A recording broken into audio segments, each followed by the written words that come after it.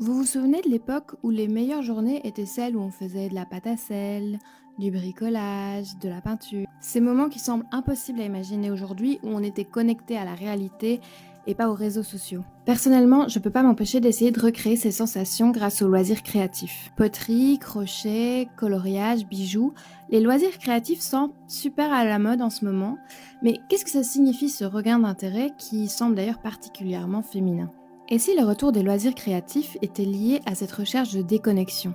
C'est ce que je vous propose d'analyser dans cette vidéo, donc sortez votre crochet et votre thé glacé, c'est parti. Je sais pas pourquoi les gens font ça sur internet alors que c'est littéralement un micro qu'on peut mettre à sa cravate. Mais bon, du coup j'ai pris un crochet pour rester dans le thème. Voilà. Si l'histoire de l'artisanat est vaste, il y a une chose simple sur laquelle on peut s'accorder. En tout temps et en tout lieu, les humains ont eu besoin de créer. Que ce soit pour vivre au quotidien, pour régler des problèmes, se divertir ou encore pour se rapprocher des dieux. La fabrication humaine n'était pas seulement utile. Même les objets les plus simples pouvaient être décorés et chargés de sens, et ce, dès la préhistoire. Au sein du foyer, les travaux domestiques étaient généralement réservés aux femmes. Le travail du textile, la vannerie ou la poterie étaient des pratiques qui étaient essentielles à la vie quotidienne. Les savoir-faire étaient transmis de mère en fille et de génération en génération. Ces pratiques étaient aussi un moyen pour les femmes de créer une communauté, de partager et d'échanger.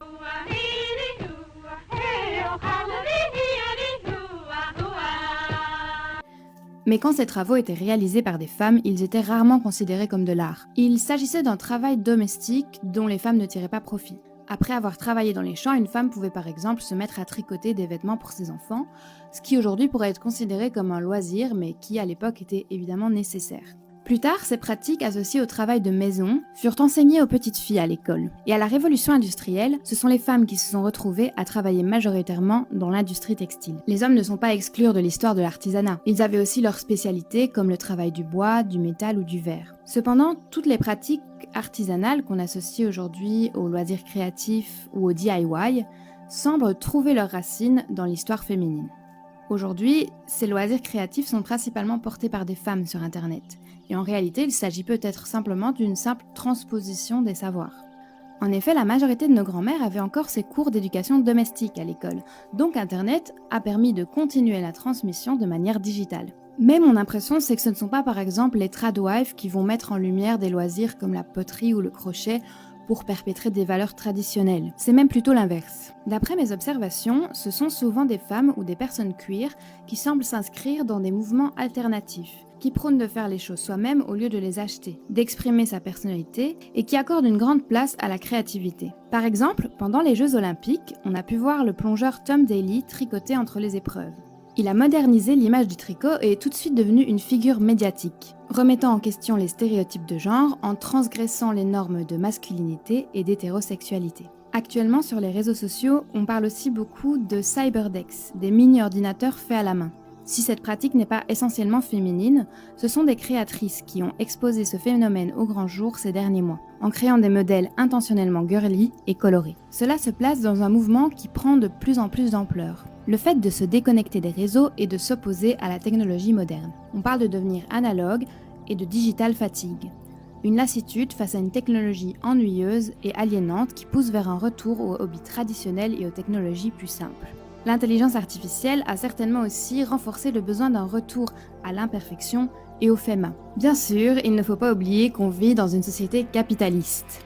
Les loisirs créatifs, tout comme le mouvement analogue, peuvent pousser à la consommation. J'en suis la première victime. Comme quand je voyais ces pubs à la télé quand j'étais petite, je peux pas m'empêcher de tester un nouveau loisir créatif. C'est facile. Tu découpes, tu calques, tu presses, tu pousses. Ton badge est prêt à s'afficher partout. Badge de Bandai, c'est un style, c'est ton style. Il y a aussi un aspect performatif indéniable puisque tout est posté sur les réseaux sociaux. Je peux vous dire que mes créations en crochet sont beaucoup moins parfaites que celles qu'on peut voir sur TikTok. Et cela va de pair avec le fait qu'il faudrait tout capitaliser. Je n'ai aucun problème avec les personnes qui vendent leurs créations, mais il faut garder à l'esprit que ça quitte le statut de hobby. Cela renforce l'idée qu'il faudrait continuer à être efficace et productif même sur notre temps libre. On peut donc facilement se mettre une pression quand on constate que ce qu'on est en train de créer n'est pas parfait. Et puis actuellement, on voit aussi l'explosion des cafés céramiques et des bars à bijoux par exemple.